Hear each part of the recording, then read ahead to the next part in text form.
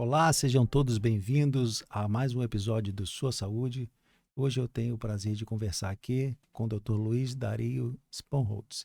Ele é dermatologista e membro titular da Sociedade Brasileira de Dermatologia. Seja bem-vindo, meu amigo Luiz Muito Dario. obrigado, doutor Marcelo. Fico muito feliz de estar aqui com vocês. Obrigado. Luiz, a gente está chegando perto do verão e nessa Sim. época do ano as pessoas costumam se expor mais ao sol. Uhum. Quais são os benefícios e quais são as preocupações que a gente tem que ter com a exposição solar no verão? Esse é um assunto muito interessante porque o sol é vida, né? Aliás, é interessante pensar nisso tão distante, 150 milhões de quilômetros. 8 minutos a luz chega aqui, nos traz essa energia positiva, uma sensação de bem-estar. Ela ajuda a tirar a depressão, a pessoa fica mais feliz. Realmente, quem se expõe ao sol se sente feliz. E todos nós, agora, com essa falta de sol que tem dado aí, sentimos a falta da exposição ao sol, dos dias ensolarados ao menos. É, o sol também converte a provitamina D em vitamina D, e isso é extremamente importante.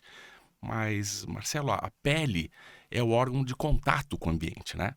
Quer dizer, a pele é o maior órgão do corpo humano e ela está na fronteira de exposição com o ambiente. Então, ela sente a repercussão de poluição, sente a repercussão das agressões externas e do sol.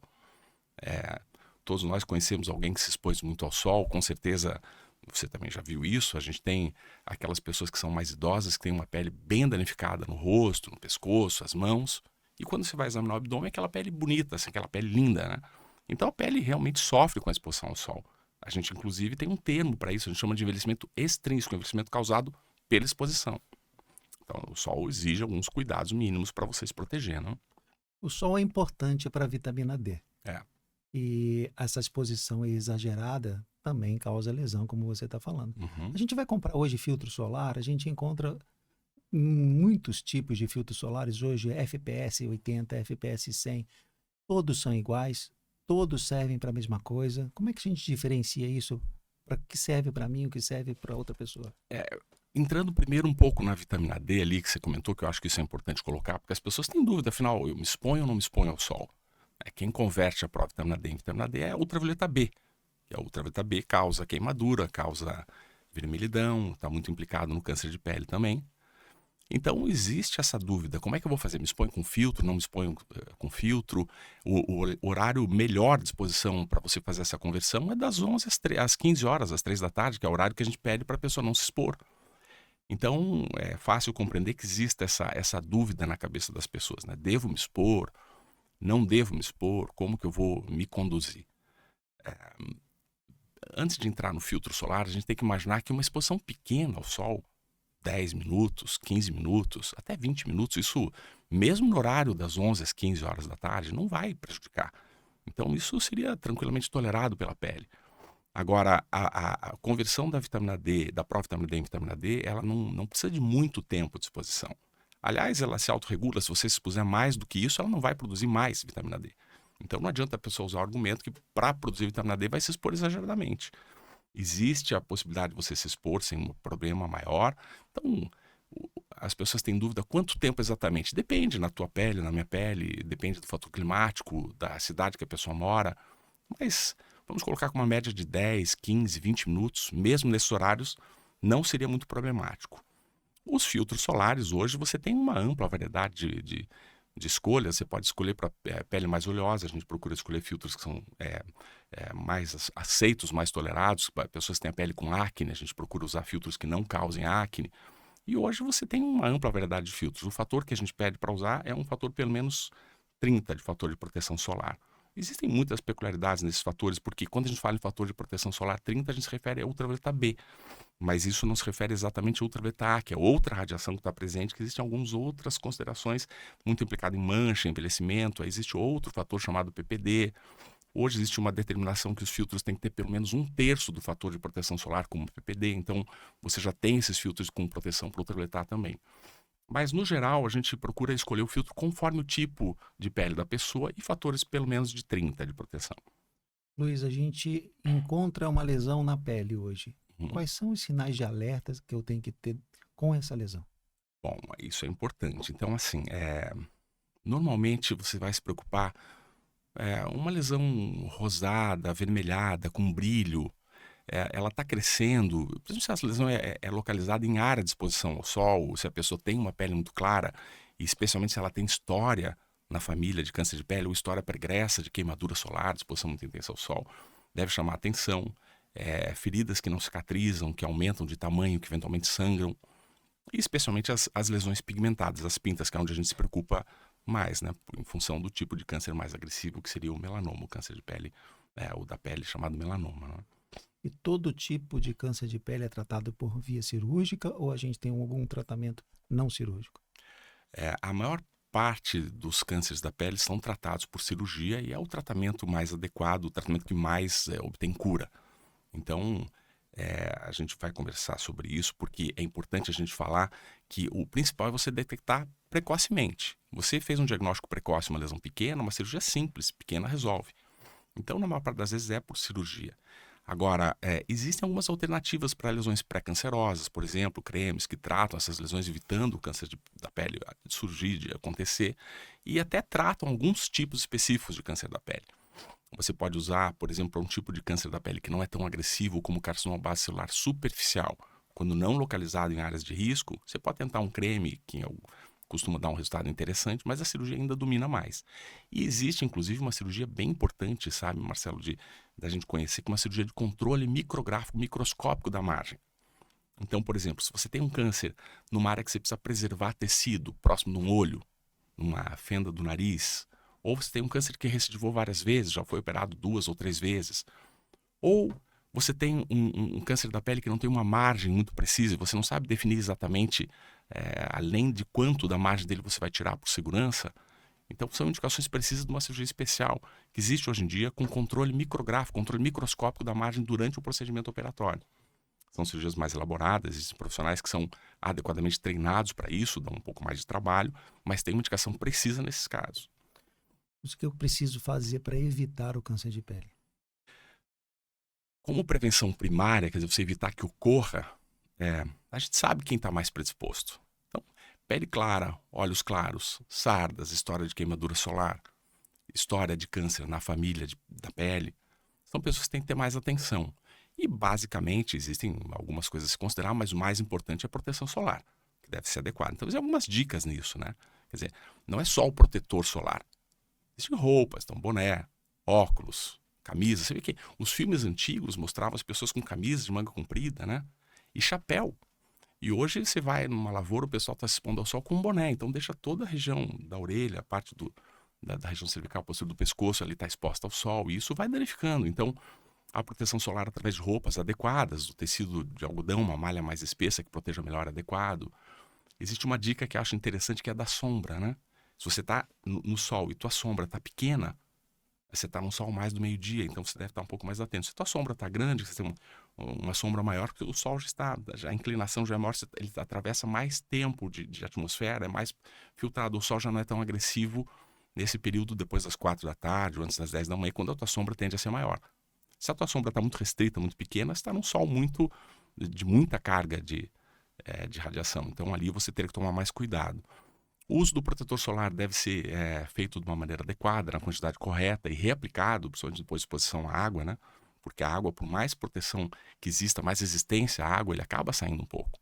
Né? Todo mundo que tem criança sabe disso. As crianças entram na água e coçam o olho e vai saindo perto. É muito comum que a gente veja as crianças daí com uma área mais avermelhadinha perto dos olhos, porque elas retiram o fio daquela região. Então, existe a necessidade de você fazer a reaplicação frequente do filtro solar, proteger com guarda-sol de tecido adequado. Né? Hoje você vê algumas pessoas num guarda-sol com tecido muito fino, que não protege, não bloqueia adequadamente. E lembrar que mesmo embaixo do guarda-sol você tem reflexão. Então você não está totalmente protegido dessas maneiras. E também lembrar que o filtro solar não é um passaporte, não te permite se expor de uma forma assim, muito exagerada, porque ele te ajuda, mas ele não bloqueia toda aquela carga de radiação que acaba causando dano no DNA e te predispõe ao envelhecimento e principalmente ao câncer da pele, que é o que a gente quer evitar mais, né? Luiz, as pessoas de uma maneira geral, elas usam o outono e inverno para se preparar para o verão. A gente escuta, esse é um termo popular. E nesse período do ano, elas fazem vários procedimentos médicos e, às vezes, procuram profissionais não habilitados para fazer esses procedimentos, o que pode levar a um dano maior à pele. O que você tem para falar sobre isso? esse é um assunto também interessante, assim, a gente sabe como foi todo o processo para você chegar, você ter o diploma, você chegar numa especialidade. Então, você passa por um período de um vestibular difícil, depois são 6 anos de uma dedicação bastante intensa. Depois você tem ainda uma dificuldade muito grande de uma prova de residência. Eu fiz residência de clínica médica há 2 anos, depois tem outra prova muito difícil para a especialidade, você faz dermatologia mais 2 anos. Aí você tem uma outra prova muito difícil, que é uma prova de título de especialista. Então você passa por um funil muito grande para você ir realmente criando essa responsabilidade. No período de treinamento, você vê de tudo. A gente vê pênfigo, você vê lúpus, você vê farmacodermias, reações a medicamentos, vê pacientes graves, pacientes mais leves, vê a parte estética.